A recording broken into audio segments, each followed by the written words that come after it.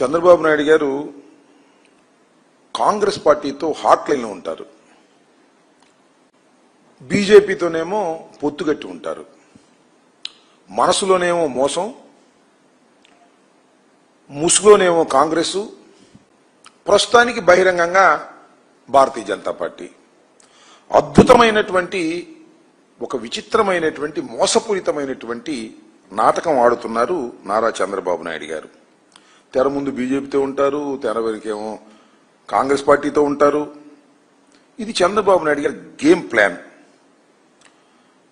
చంద్రబాబు నాయుడు గారికి బీజేపీ అనేది ఒక అవసరార్థం ఉన్నటువంటి రాజకీయ పార్టీగా వాడుకునేటటువంటి పరిస్థితి చేస్తున్నారు. నిన్న చాలా విచిత్రం, హైదరాబాద్లో మనకు ఒకప్పుడు ఉమ్మడి రాజధాని, నందమూరి తారక రామారావు గారు కూడా హైదరాబాద్ రాజధానిగా ఉన్నటువంటి ప్రాంతాన్ని, మన ప్రాంతాన్ని ముఖ్యమంత్రిగా చేసినటువంటి వ్యక్తి. ఆయన విగ్రహాన్ని ఆవిష్కరించారు. ఎవరు ఆవిష్కరించారు? కాంగ్రెస్ పార్టీ ముఖ్యమంత్రి గారు ఆవిష్కరించారు. ఆవిష్కరించకూడదని కాదు నా ఉద్దేశం, కాంగ్రెస్ పార్టీ ముఖ్యమంత్రి గారు వెళ్లి ఆవిష్కరించారు.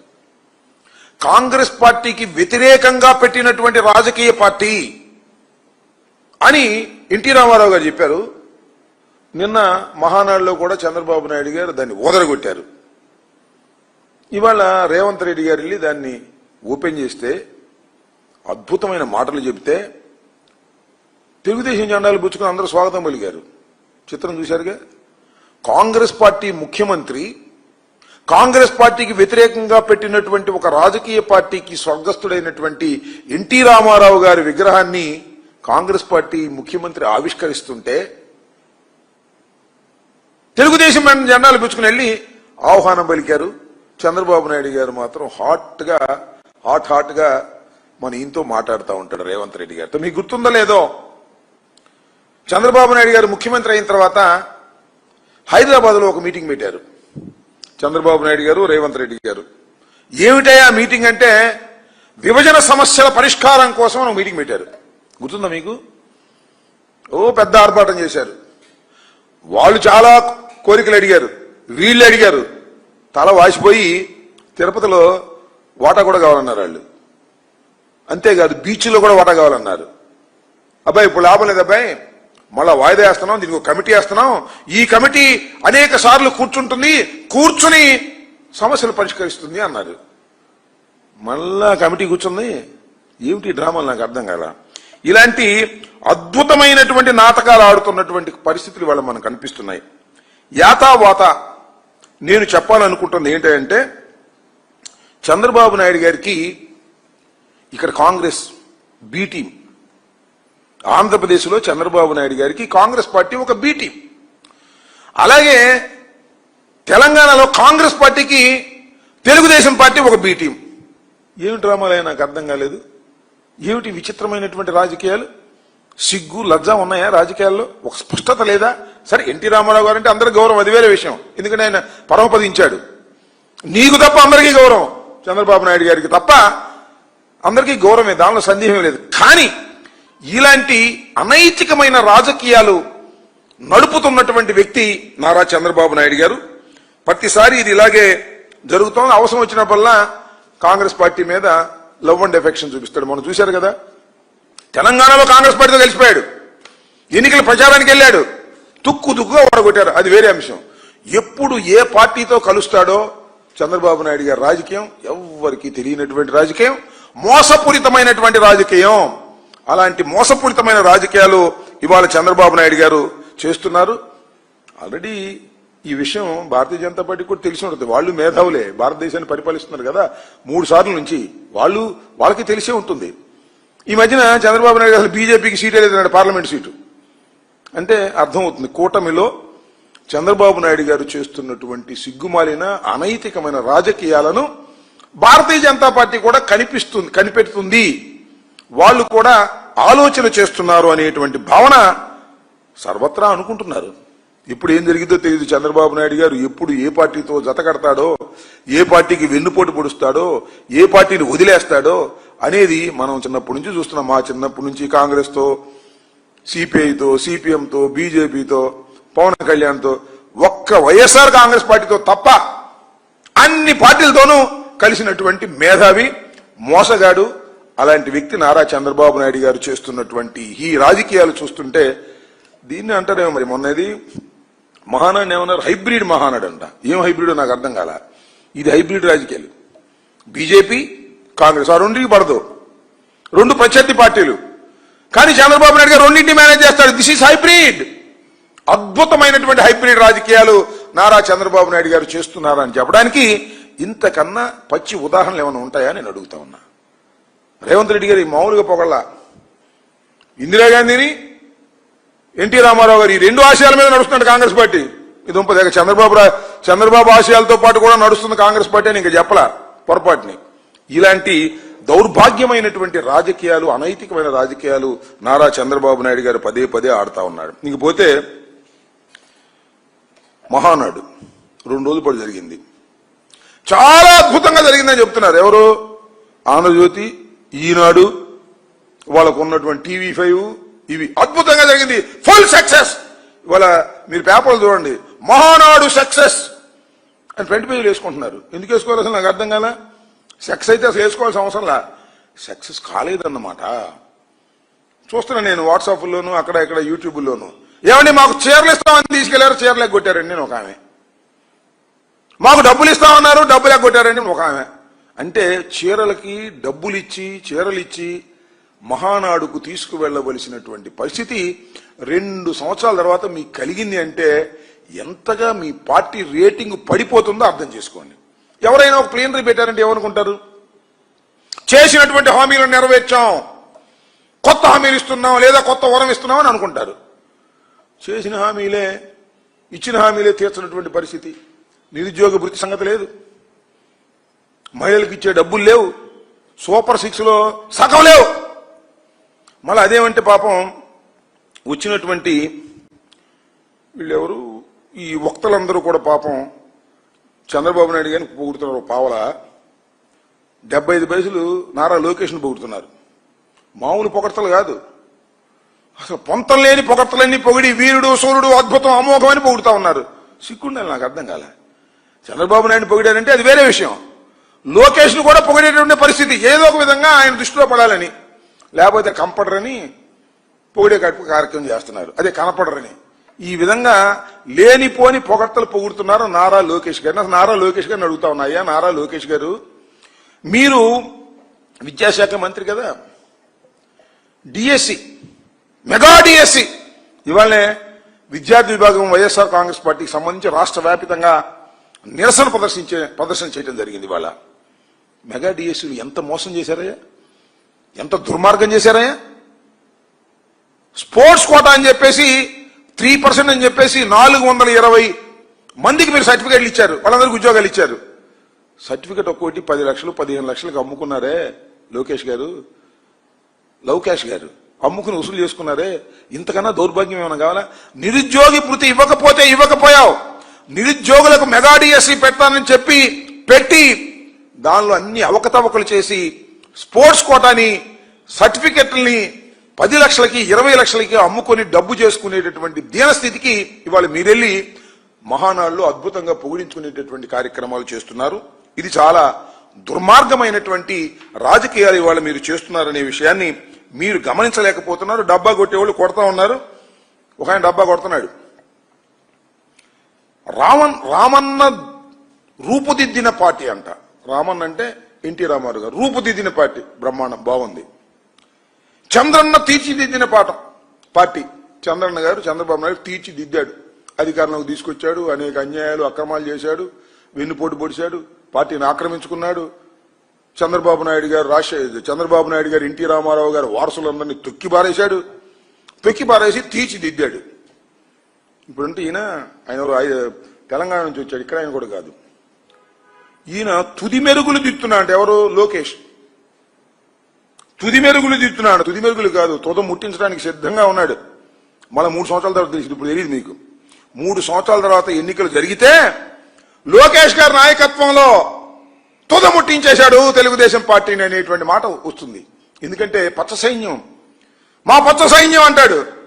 పచ్చ సైన్యం ఇటువరకేమో, ఆ పచ్చ సైన్యానికి ఒక పిచ్చి లీడర్ దొరికాడు, ఆయనే లోకేష్ బాబు గారు.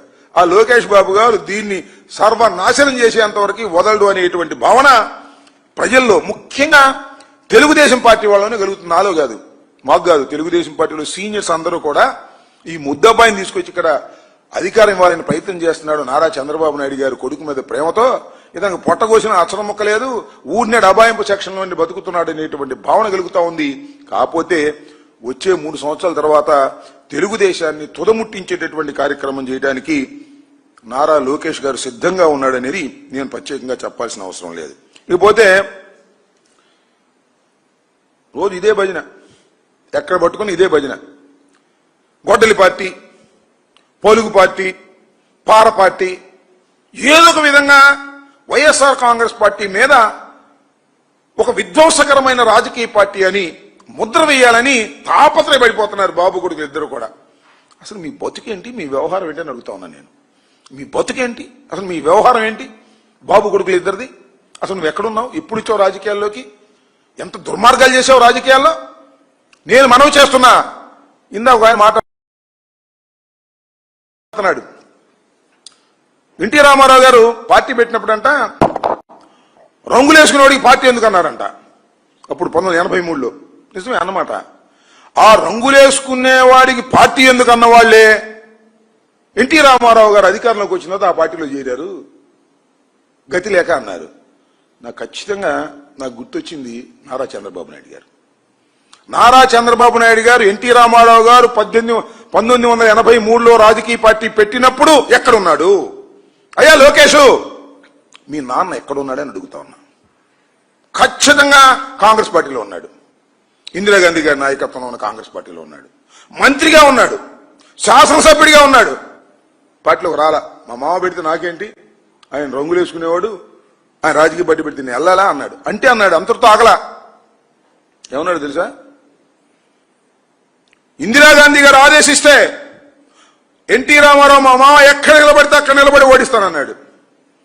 ఈయన ఓడిపోయాడు. చంద్రగిరిలో తుక్కుతుగ్గా ఓడిపోయాడు. తుక్కుతుగ్గా ఓడిపోతే మన దొడ్డిదోమని వచ్చాడు. కాంగ్రెస్ పార్టీని కసక్కమని పొడిచేశాడు వెనక నుంచి. ఇందిరాగాంధీ గారు భిక్ష పెడితే, మంత్రి చేస్తే, అలాంటి కాంగ్రెస్ పార్టీని వెన్నుపోటు పొడిసి కసక్కమని వచ్చి దొడ్డిదారిన ఎన్టీ రామారావు గారి దగ్గర చేరాడు. చేరుడు అట్ట ఉన్నాడా? పాపం ఏ మాటకు ఆ మాట చెప్పాలి. దగ్గుపాటి వెంకటేశ్వరరావు గారు, ఎన్టీ రామారావు గారు పార్టీ పెట్టిన దగ్గర నుంచి దగ్గుపాటి వెంకటేశ్వరరావు గారు ఆ పార్టీని కాపాడుకుంటూ వచ్చాడు. ఆయనతో పాటు ఆయనే కదా హరికృష్ణ, వీళ్ళిద్దరు ఉన్నారు. వాళ్ళిద్దరిని తొక్కేశాడు. తొక్కేసి ఈయన వచ్చాడు. వస్తే వచ్చాడు, ఏం చేశాడు? ఎన్టీ రామారావుని కసక్కమని పొడిచేశాడు. పొడిచేసి అధికారం తీసుకున్నాడు. ఆ పొడవటానికి ఎవరిని అడ్డం పెట్టుకున్నాడు? దగ్గుబాటి వెంకటేశ్వరరావు గారిని, హరికృష్ణని, ఇద్దరిని అడ్డం పెట్టుకున్నాడు. అడ్డం పెట్టుకుని తొక్కేసి ఆయన చనిపోయిన తర్వాత ఇద్దరిని తొక్కేశాడు. మళ్ళా దగ్గుబాటి వెంకటేశ్వరరావు గారు శ్రీమతి రమారమణ గోవిందో చివరికి ఆయన వైఎస్ఆర్ కాంగ్రెస్ పార్టీలో కూడా చేరాడు. మీకు గుర్తుందో లేదో? పురంధరేశ్వరి గారు అయితే కాంగ్రెస్ పార్టీలో చేరింది. ఆ తర్వాత ఇప్పుడు బీజేపీలో చేరింది. మొత్తాన్ని చంద్రవందర చేశాడు రాజకీయం కోసం. ఎంత దౌర్భాగ్యమైన రాజకీయమయ్యా! నువ్వు మమ్మల్ని గొడవలంటావా? మమ్మల్ని పారంటావా? ఇంత వెన్నుపోటు రాజకీయాలు నడిపినటువంటి అనైతికమైనటువంటి రాజకీయవేత్త ఈ ప్రపంచంలో ఎవరైనా ఉన్నారు అంటే అది నారా చంద్రబాబు నాయుడు గారే. అంతేకాదు, నేను మనవి చేస్తున్నా, మీకు గుర్తు చేస్తున్నా. మీకు చాలా మంది యువకులకు తెలియకపోవచ్చు, నారా చంద్రబాబు నాయుడు గారి తమ్ముడు ఒక ఆయన ఉన్నాడు, నారా రామ్మూర్తి నాయుడు గారు. ఆయన కూడా తెలుగుదేశంలో శాసనసభ్యుడిగా ఉన్నాడు. ఆయన ఎక్కడ అడ్డం వస్తాడని ఆయన సస్పెండ్ చేసి పారేశారు. ఆయన కూడా కాంగ్రెస్ లో చేరాడు కొంతకాలం. ఇలాంటి నీచ రాజకీయాలు, దుర్మార్గమైన రాజకీయాలు ఆడింది మీరు. అంతేకాదు 2009లో, అంతేనా, 2019లో గుర్తులేదు, చెప్తా. రాజశేఖర రెడ్డి గారి మీద పోటీ చేయటం కోసం పార్టీలో పట్టు లేకపోతే జూనియర్ ఎన్టీఆర్ని తీసుకొచ్చుకున్నావు. గుర్తుందా మీకు? జూనియర్ ఎన్టీఆర్ని పాపం తిప్పనంతా తిప్పాడు.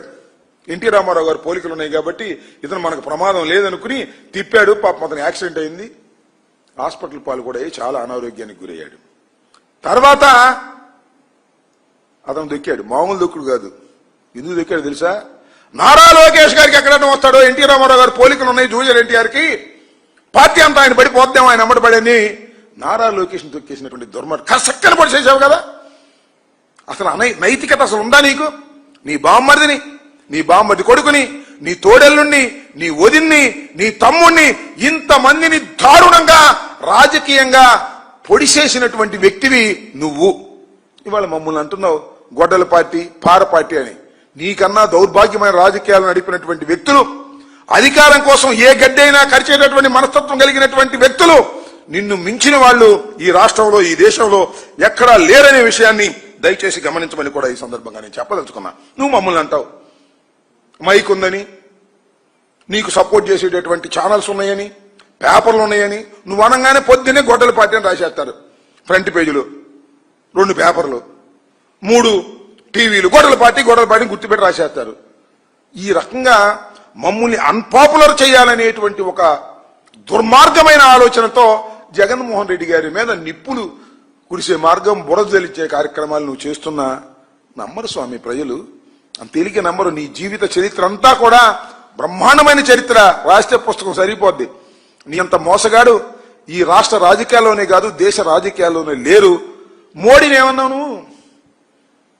మోడీ భార్యని ఏమన్నావు నువ్వు? మోడీ ఉగ్రవాది అన్నావా లేదా తెలంగాణ ఎన్నికల్లో? తర్వాత మోడీకి ఎన్నిసార్లు వంగి దండం పెడతావు? సిగ్గులేదు నీకు? ప్రధానమంత్రి మోడీ దగ్గరికి వెళ్ళి సిగ్గు లేకుండా వంగి దండాలు పెడతావు. కాళ్ళు తిరిగితే బలహీనంగా ఉంటే కాళ్ళు పట్టుకు పైకి లేపేస్తావు, లేకపోతే జుట్టు పట్టుకుంటావు.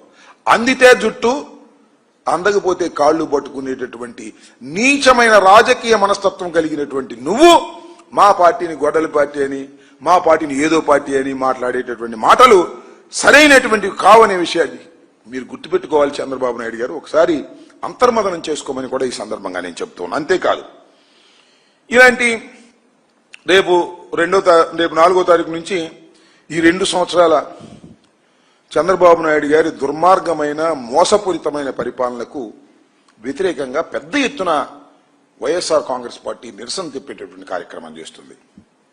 అన్నిటినీ ఎండగట్టేటటువంటి కార్యక్రమం చేస్తాం. నాకు తెలిసినంత వరకు భారతదేశ చరిత్రలో ఏ ప్రభుత్వం కూడా 2 సంవత్సరాల్లో ఇంత భయంకరమైనటువంటి యాంటీ ఎస్టాబ్లిష్మెంట్ తెచ్చుకున్నటువంటి రాజకీయ పార్టీ ఏది లేదు. ఈ కూటమే, బాబు కొడుకులు ఇద్దరే. దాని మీద మేము ఇవాళ నిరసన కార్యక్రమాలు చేస్తూ దాన్ని డైవర్ట్ చేసే కార్యక్రమాలు, ఎవరో ఒకరిని అరెస్ట్ చేయటం, లేదా ఎవరో ఒకరి మీద ఎంక్వైరీ వేయటం, ఎవరో ఒకరి మీద పిలిపించడం, ఒక సిట్ వేసి అది సిట్ స్టాండ్గా పెట్టుకోవటం. ఇవాళ కె నాగేశ్వరరావు జగన్మోహన్ రెడ్డి గారి పొలిటికల్ అసిస్టెంట్, ఆయన నోటీస్ ఇచ్చారు. సిట్ పిలిచారు. సిట్ పిలవంగా లోపల వాళ్ళు కథ రాస్తారు, బయట మన ఆంధ్రజ్యోతి రాధాకృష్ణ, మన కిరణ్, వీళ్ళు ఒక చోరీలు రాస్తారు. ఫ్రంట్ పేజీలో డైవర్ట్ చేసేటువంటి కార్యక్రమం, భయపెట్టేటువంటి కార్యక్రమం. అదేవిధంగా మన అధికార పద్ధతిగా ఉన్న శివశంకర్ రెడ్డి మన ఆఫీసులో పనిచేస్తాడు. వీళ్ళ మీద స్టోరీలు రాసి భయపెట్టాలని ప్రయత్నం చేస్తారు. పిచ్చోళ్ళారా, ఈ ఆంధ్రజ్యోతి, ఈనాడు, సిట్టు, స్టాండులు రాసే కార్యక్రమాలకి భయపడటానికి వైఎస్ఆర్ కాంగ్రెస్ పార్టీ సిద్ధంగా లేదు. వైఎస్ఆర్ కాంగ్రెస్ పార్టీ కార్యకర్తలు కూడా సిద్ధంగా లేరనే విషయాన్ని మీరు తెలుసుకోవాలి. ఏమిటి అన్యాయం నాకు అర్థం కాల. పెద్ద కేఎన్ఆర్ మీద పెద్ద స్టోరీలు రాస్తారు, ఆయన అంత ఉంది ఇంత ఉంది అని. అసలు నీకెంత ఉంది? ఏమయ్యా చంద్రబాబు నాయుడు గారు, మీ నాన్నకి ఎంత ఉంది? ఖర్జూర్ నాయుడు గారికి 2 ఎకరాలతో ప్రారంభమైన నీ జీవితం ఇవాళ 1000 కోట్ల ఎక్కడి నుంచి వచ్చాయి? దానికి సమాధానం లేదు. ఇలాంటి కార్యక్రమం అనే కాదు, కిరణ్ వాళ్ళ నాన్న పచ్చళ్ళు అమ్ముకున్నాడు కాదా? ఆంధ్రజ్యోతి రాధాకృష్ణ సైకిల్ దొక్కుంటూ వెళ్ళాడు. ఏంటి అని నాకు అర్థం కాల. ఇలా మా మీద పడేటువంటి కార్యక్రమాలు మీరు చూస్తున్నారు. అంతేకాదు, అయ్యా నారా చంద్రబాబు నాయుడు గారు, మీకు ఒక పిఏ ఉండేవాడే శ్రీనివాస్, గుర్తుందా? 2000 కోట్లు స్కామ్ చేశాడని నోటీసులు ఇచ్చారు, విచారణ జరిపారు, మధ్యలో వెళ్ళిపోయాడు. శుభ్రంగా 7 సముద్రాలు దాటించేశావు, దాటించేసి అమెరికాలో పెట్టావు. మళ్ళీ నీ ప్రభుత్వం వచ్చినా తీసుకొచ్చావు. అంత భయం?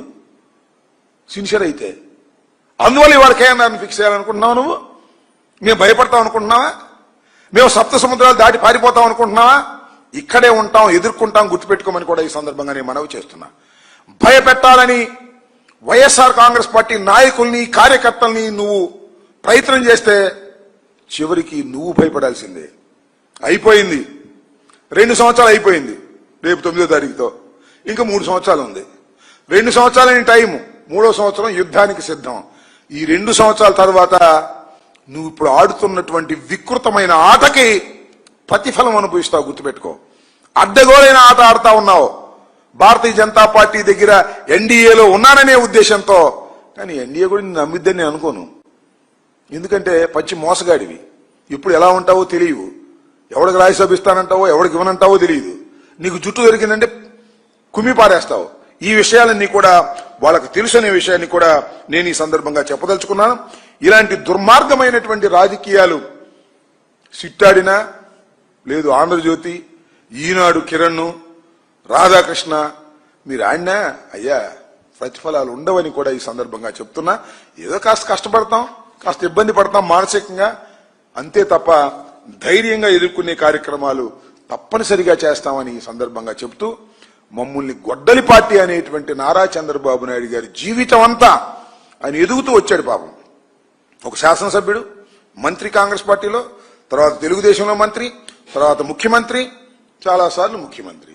ప్రతి ఎదుగుదలలోనూ నువ్వు ఒకరిని రాజకీయంగా నైతికంగా చంపుతూ వచ్చావు, గుర్తుపెట్టుకో. చంపుతూ వచ్చావు నువ్వు. ఎన్టీ రామారావు గారిని వెన్నుపోటు పొడిచావు, నీ బామ్మర్దుని వెన్నుపోటు పొడిచావు, నీ బామ్మర్ది కొడుకుని వెన్నుపోటు పొడిచావు, నీ తోడలను వెన్నుపోటు పొడిచావు, నీ తమ్ముడిని వెన్నుపోటు పొడిచావు.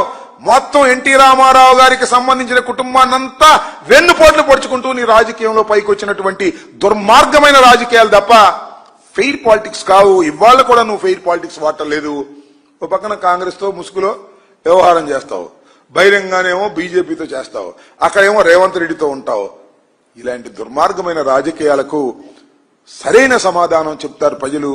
కాకపోతే 3 సంవత్సరాలు టైం ఉంది. ఏదో మన కూటమి వ్యవహారం, లేదా ఏదో పరకాల ప్రభాకర్ గారు చెప్పినట్టు మరి ఈ ఈవీఎం మిషన్ లో ఏం జరిగిందో తెలియదు, కానీ ఏదో అధికారం వచ్చింది మీకు, శాశ్వతం కాదు ఇది. ఇదే చివరి అధికారం. దీన్ని భూస్థాపితం చేయడానికి మీ అబ్బాయి రెడీగా ఉన్నాడు. సీనియర్స్ కూడా అనుకున్నారు. ఇప్పుడేం బయటపడదు, కానీ 3 సంవత్సరాల తర్వాత వాస్తవాలు బయటకు వస్తాయని కూడా ఈ సందర్భంగా చెప్పదలుచుకున్నాను అని భ్రమిస్తున్నారు వాళ్ళు. ఆల్రెడీ మా పార్టీని పాతాళంలో తొక్కబెట్టగలిగినటువంటి సమర్థత గాని ఆ ధైర్యం గాని నారా చంద్రబాబు నాయుడికి లేదు. నారా చంద్రబాబు నాయుడు అనే వ్యక్తి ఆయన మ్యానిపులేటర్ తప్ప రాజకీయ నాయకుడు కాదు. చాలా స్పష్టంగా చెప్తున్నా, అలా భ్రమపడొద్దు. వైఎస్ఆర్ కాంగ్రెస్ పార్టీ రాబోయే రోజుల్లో అధికారంలోకి రాబోతుంది. దీన్ని ఎవరు ఆపగలిగిన వాళ్ళు లేడని కూడా ఈ సందర్భంగా చెప్పదలుచుకున్నాను. ఎప్పుడు గుర్తిస్తే అక్రమాలు జరగలేదని చెప్పమను, అక్రమాలు జరగలేదని చెప్పమను, లేదంటే మేము అడిగిన వాటికి సమాధానం చెప్పమను. ఇప్పుడు శ్రీనివాస్ అనే అతన్ని ఉద్యోగం ఇవ్వకపోతే కోర్టుకెళ్ళాడు కదా, ఎందుకు ఉద్యోగం ఇవ్వలేదు, ఎందుకు అతనికి ర్యాంక్ వచ్చింది, ఎందుకు అతనే ప్రొసీజర్ లో ఉన్నాడు, దీనికి సమాధానం చెప్పు, దీనికి సమాధానం చెప్పు. లేదంటే ఒక ఎంక్వైరీ, సిబిఐ ఎంక్వైరీ. లోకేష్ చివరికి ఎంతగా దిగజారిపోయాడంటే స్పోర్ట్స్ సర్టిఫికెట్స్ కూడా 10 లక్షలకి 20 లక్షలకి అమ్ముకుని డబ్బు చేసుకున్నటువంటి లవ్ క్యాష్ లోకేష్. ఇది అందరికీ తెలిసినటువంటి సత్యం. ఎవరిని అడిగినా చెప్తారు. ఇది వాస్తవం కాదని చెప్పమను, సమాధానం చెప్పమను, లేదంటే సిబిఐ ఎంక్వైరీ వేయమను. అది మాత్రం వేయరు, ఊరినే డప్పాలు కొట్టే కార్యక్రమం చేస్తున్నారు. ఇప్పుడు 31 జనవరి నా ఇంటి మీద దాడి జరిగింది. విజువల్స్ అన్ని మీరు చూశారు, అందరూ చూశారు, మీరే కాదు రాష్ట్ర వ్యాప్తంగా అందరూ చూశారు. ఇంతవరకు ఒక్కళ్ళని కూడా అరెస్ట్ చేయాల.